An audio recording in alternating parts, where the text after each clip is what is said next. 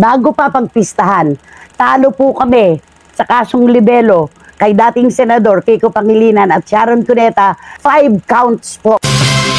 Yan ang pasabog na revelasyon ni Christy Fermin ngayong hapon. Sharon Cuneta at Kiko Pangilinan nanalo sa 5 counts of cyber libel cases na kanilang isinampa laban kay Christy Fermin.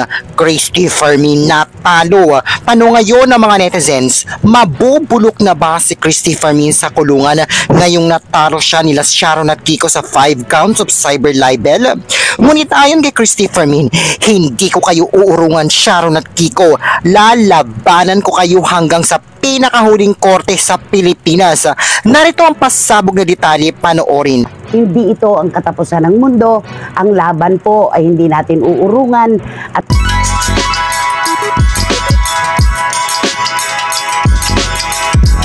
matatandaan na nito lamang nakaraang May 10, 2024 ay nagtungo ang mag-asawang sina Kiko Pangilinan at Sharon Cuneta sa Makati City Regional Trial Court para formal na magsampa ng 5 counts of cyber libel cases laban kay Christy Fermin.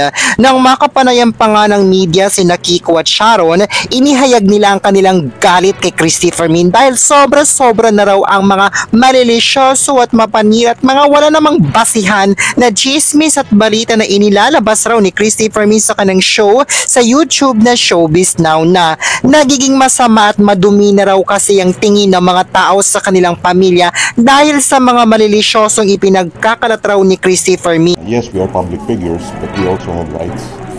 We also have private rights.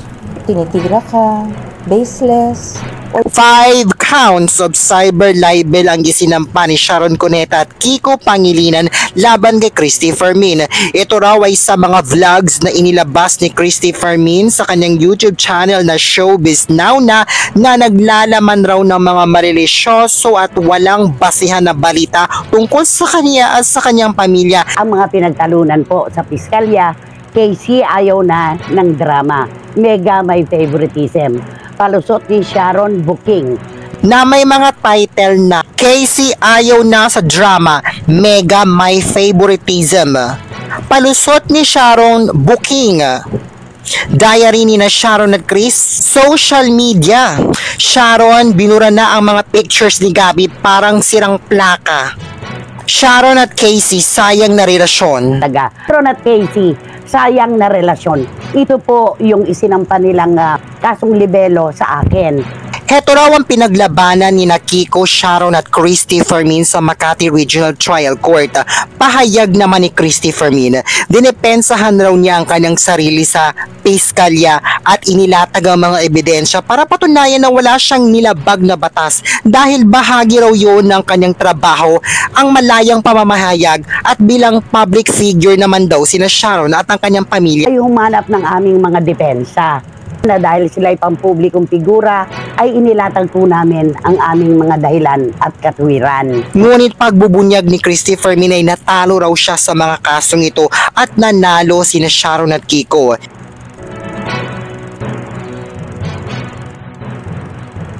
Natalo po ako sa kasong libelo na isinampa ni na dating Senador Kiko Pangilinan at Sharon Cuneta. 5 counts po ito. Ngunit palaban at hindi raw uurungan ni Christy Fermin sina Sharon at Kiko dahil kahit pa nanalo sila sa mga kaso, 5 counts of cyber libel laban sa kanya, lalaban raw si Christy Fermin kahit sa pinakahuling korte sa Pilipinas.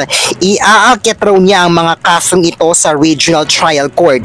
At kung sakali raw na matatalo raw siya ulit, dadalhin niya raw ang mga kaso sa Court of Appeals. At kung sakaling matalo raw siya ulit rito nila Sharon at Kiko, ay iaakyat daw niya ito sa pinakataas-taasang hukuman na Supreme Court. Aakyat po ito ngayon sa RTC Makati. Meron pa po tayong Court of Appeals. Meron pa pong kataas-taasang hukuman ang Supreme Court. Hindi raw uurungan ni Christy Fermin sina Kiko at Sharon kahit saan pang hukuman ito makarating.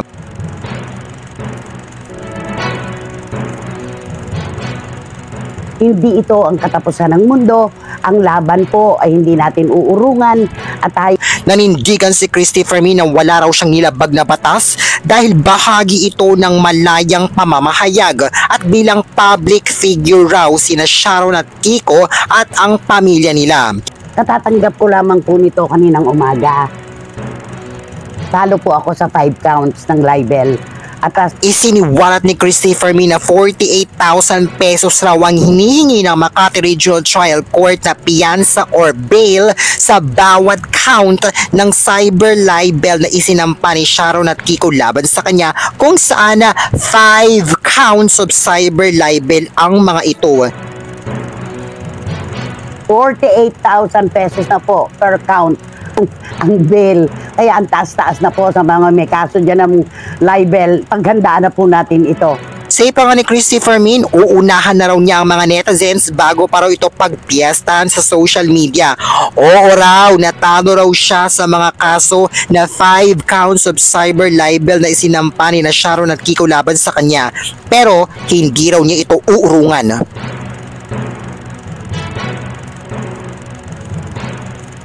Bago pa pagpistahan, talo po kami sa kasong libelo or Kiko Pangilinan at Sharon Cuneta, 5 counts po. Ayan, anong masasabi mo sa balitang ito na natalo si Christopher Min, nina Sharon Cuneta at Kiko Pangilinan sa 5 counts of cyber libel na isinampa nila laban sa kanya? Malungkot ba kayo or happy kayo?